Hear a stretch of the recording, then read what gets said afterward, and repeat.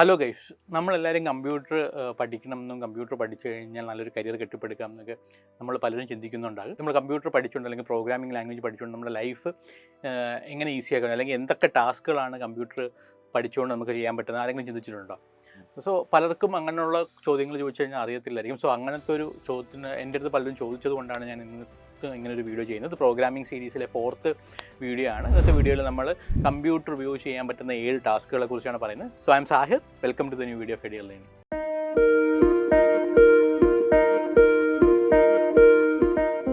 Computer ഉപയോഗിച്ച് നമുക്ക് ചെയ്യാൻ പറ്റുന്ന ഒരു ടാസ്ക് എന്ന് പറഞ്ഞാൽ ഇൻഫർമേഷൻ പ്രോസസ്സ് ചെയ്യുക എന്നുള്ളതാണ്. കമ്പ്യൂട്ടർ ഉപയോഗിച്ചിട്ട് നമുക്ക് ലാർജ് എമൗണ്ട് ഓഫ് ഡേറ്റ ഫാസ്റ്റായിട്ടും അക്യൂറേറ്റ് ആയിട്ടും നമുക്ക് പ്രോസസ്സ് ചെയ്യാൻ കഴിയും. കമ്പ്യൂട്ടർ ഉപയോഗിച്ചിട്ട് പ്രോസസ്സ് ചെയ്യുന്ന ചില ടാസ്കുകളാണ് നമുക്ക് ബേസിക് ആയിട്ടുള്ള arithmetic operation, addition, subtraction, multiplication, division.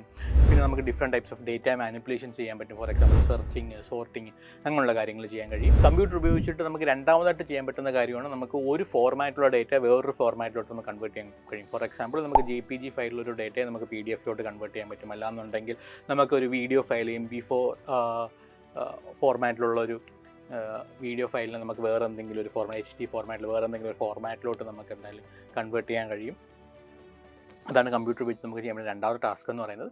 മൂന്നാമത്തെ ടാസ്ക് എന്ന് പറഞ്ഞാൽ കമ്പ്യൂട്ടർ കൊണ്ട് നമുക്ക് ഏറ്റവും കൂടുതൽ ഉപയോഗമുള്ളത്, ഇപ്പോൾ എല്ലാവരും ഉപയോഗിച്ചുകൊണ്ടിരിക്കുന്നത് കമ്പ്യൂട്ടറിൽ നമുക്ക് കമ്മ്യൂണിക്കേറ്റ് ചെയ്യാൻ പറ്റും, അന്യോന്യം കമ്മ്യൂണിക്കേറ്റ് ചെയ്യാൻ പറ്റും. നമുക്ക് കമ്പ്യൂട്ടർ ഉപയോഗിച്ചിട്ട് ഡിഫറെൻറ്റ് കമ്പ്യൂട്ടേഴ്സ് കണക്ട് ചെയ്യുന്ന ഒരു നെറ്റ്വർക്ക് ഫോം ചെയ്യാൻ പറ്റും. അതുവഴി നമുക്ക് ഡേറ്റാസ് ഷെയർ ചെയ്യാൻ കഴിയുന്നതാണ്. ഇൻ്റർനെറ്റ് എന്ന് പറഞ്ഞാൽ എന്താണ്? ലോകത്തിലുള്ള എല്ലാ കമ്പ്യൂട്ടറുമായിട്ടുള്ള ഒരു കണക്റ്റഡ് നെറ്റ്വർക്കിനാണ് ഇൻ്റർനെറ്റ് എന്ന് പറഞ്ഞാൽ. നമുക്ക് ഇൻ്റർനെറ്റ് ഉപയോഗിച്ചിട്ട് നമുക്ക് ദൂരെ ഇരിക്കുന്ന സിസ്റ്റംസുമായിട്ട് പോലും നമുക്ക് കമ്മ്യൂണിക്കേറ്റ് ചെയ്യുന്നത് നമുക്ക് ഇമെയിൽസ് വഴിയോ, അല്ലെങ്കിൽ സോഷ്യൽ മീഡിയ ആപ്സ് വഴിയോ, അല്ലെങ്കിൽ മെസ്സഞ്ചേഴ്സ് വഴിയോ, അല്ലെങ്കിൽ സ്കൈപ്പ് പോലത്തുള്ള വീഡിയോ കോളിംഗ് ആപ്സ് വഴിയൊക്കെ നമുക്ക് കമ്മ്യൂണിക്കേറ്റ് ചെയ്യാൻ പറ്റുന്നതാണ്. ഇങ്ങനെ നമുക്ക് കമ്മ്യൂണിക്കേഷൻ ചെയ്യുന്ന സമയത്ത് നമുക്ക് ടെക്സ്റ്റോ, ഇമേജസോ, വീഡിയോ ഫയൽസോ അങ്ങനെ ഏത് തരത്തിലുള്ള ഡേറ്റ ആണെങ്കിലും നമുക്ക് ഷെയർ ചെയ്യാൻ പറ്റുന്നതാണ്. സത്യം പറഞ്ഞു കഴിഞ്ഞാൽ ഒന്ന് ചിന്തിച്ചാൽ കമ്പ്യൂട്ടർ ഉപയോഗിച്ചിട്ട് അന്യോന്യം കമ്മ്യൂണിക്കേറ്റ് ചെയ്യാൻ പറ്റുന്ന ഒരു അവസ്ഥ വന്നതിന് ശേഷമാണ് നമ്മുടെ ഹ്യൂമൻ ബീങ്സിൻ്റെ ലൈഫ് പോലും ഇത്രത്തോളം ട്രാൻസ്ഫോം ആയെന്ന് എനിക്ക് പലപ്പോഴും തോന്നിയിട്ടുണ്ട്. നമ്മൾ കമ്പ്യൂട്ടർ ഉപയോഗിച്ച് അടുത്തായിട്ട് ചെയ്യാൻ പറ്റുന്നതാണ് ഡിഫറെൻറ്റ് ടൈപ്സ് ഓഫ് ഡേറ്റയും ഡോക്യുമെൻറ്റ്സ് ഒക്കെ ക്രിയേറ്റ് ചെയ്യാനും എഡിറ്റ് ചെയ്യാനും ഷെയർ ചെയ്യാനും പറ്റുന്നൊക്കെയുള്ള ക്യാപ്പബിലിറ്റീസ് എന്ന് പറയുന്നത്.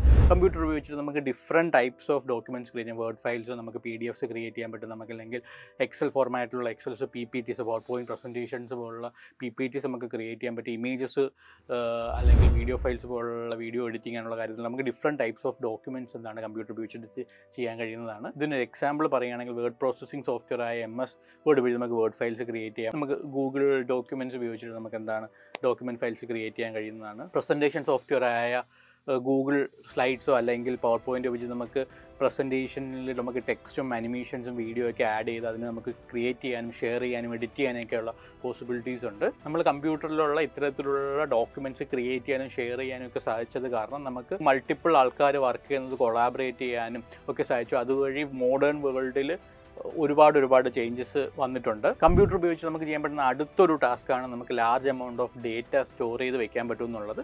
നമുക്കിപ്പം different types of storage mechanism available ആണ്. നമ്മൾ ക്ലൗഡ് സ്റ്റോറേജസ് അവൈലബിൾ ആണ്. ഹാർഡ് ഡിസ്കിൽ നമുക്ക് സ്റ്റോർ ചെയ്ത് വയ്ക്കാൻ പറ്റുന്നതാണ്. കാലാകാലങ്ങളായിട്ട് സ്റ്റോർ ചെയ്ത് വെക്കാനുള്ള മെക്കാനിസത്തിൽ ഒരുപാട് മാറ്റങ്ങളുണ്ട്. 1950 കാലഘട്ടങ്ങളിലാണെങ്കിൽ നിങ്ങൾ കണ്ടുവരും ഒരു MB ഓഫ് ഡേറ്റ സ്റ്റോർ ചെയ്യാൻ തന്നെ ഒരു വലിയൊരു സ്പേസിൻ്റെ ആവശ്യം ഉണ്ടായിരുന്നു. ഇന്നിപ്പം നമുക്ക് ടെറാബൈറ്റ്സ് ഓഫ് ഡേറ്റ പോലും നമുക്ക് ചെറിയൊരു പെൻ ഡ്രൈവിലോ അല്ലാന്നുണ്ടെങ്കിൽ ഹാർഡ് ഡിസ്കിലോ ഒക്കെ നമുക്കിപ്പം സ്റ്റോർ ചെയ്തേക്കുള്ള ക്യാപ്പബിലിറ്റി ഉള്ള പെൻ ഡ്രൈവ്സും ഹാർഡ് ഡിസ്കൊക്കെ ഇന്നിപ്പോൾ മാർക്കറ്റിൽ അവൈലബിൾ ആണ്. കമ്പ്യൂട്ടറിലെ പ്രോഗ്രാംസിൻ്റെ സഹായത്തോടെ ഇന്നിപ്പോൾ നമുക്ക് ഹ്യൂമൻസിനേക്കായിട്ടുള്ള ബെറ്റർ ഡിസിഷൻസ് എടുക്കാൻ നമുക്ക് കമ്പ്യൂട്ടർ നമ്മളെ സഹായിക്കുന്നതാണ്. ഫോർ എക്സാമ്പിൾ നമുക്കിപ്പോൾ പല സ്ഥലത്ത് നിങ്ങൾ കേട്ടിട്ടുണ്ടായി റോബോട്ടിൻ്റെ സഹായത്തോടു കൂടിയൊക്കെ ഭയങ്കര കോംപ്ലിക്കേറ്റഡ് ആയിട്ടുള്ള ഓപ്പറേഷൻസ് പോലും എന്താ പറയുക ഭയങ്കര ഹൈലി സക്സസ്ഫുൾ റേറ്റോടൊക്കെയൊക്കെ കമ്പ്യൂട്ടറിൻ്റെ സഹായത്തോടെ റോബോട്ടിക്കിൻ്റെ സഹായത്തോടെയൊക്കെ ചെയ്യുന്നുണ്ട്. ഇതെപ്പോഴും വളരെ ഇനിഷ്യൽ സ്റ്റേജസിലാണ്. ഇനി അത്തരത്തിലുള്ള കാലഘട്ടത്തിൻ്റെ ഒരു വരവാണെന്ന് തന്നെയാണ് ഞാൻ വിശ്വസിക്കുന്നത്. സോ അപ്പോൾ അത്തരത്തിലുള്ള ആർട്ടിഫിഷ്യൽ ഇൻ്റലിജൻസും മെഷീൻ ലേണിങ്ങും പോലുള്ള മേഖലകൾ വരുമ്പോൾ കുറച്ചും കൂടെ പ്രോഗ്രാമിംഗ് ചെയ്യാനുള്ള പോസിബിലിറ്റീസും ക്യാപ്പബിലിറ്റീസും ഒക്കെ കൂടുകയും ഒക്കെ ചെയ്യും. ഇത്രയൊക്കെയാണ് ബേസിക്കായിട്ട് നമുക്ക് കമ്പ്യൂട്ടറിനെ കൊണ്ട് ചെയ്യാൻ പറ്റുന്ന ടാസ്ക്. ഈ ടാസ്കുകളല്ല, നിങ്ങൾക്ക് മനസ്സിൽ ഏതെങ്കിലും ഒരു ടാസ്ക് ഓർക്കണം, താഴെ ദയവായി കമൻറ്റ് ബോക്സിൽ രേഖപ്പെടുത്തുക. അത്തരത്തിലുള്ള ആൻസേഴ്സിൽ നിന്ന് സെലക്ട് ചെയ്തിട്ട് ഒരു വിന്നറിന് ഏകദേശം ഒരു 50 കമൻറ്റ്സ് ആകുമ്പോൾ ഒരു വിന്നറിനെ സെലക്ട് ചെയ്തിട്ട് നമുക്ക് ഒരു വിന്നറിന് ഒരു പ്രൈസ് മണി കൊടുക്കുന്നതാണ്. So I am Sahir signing off. Thank U.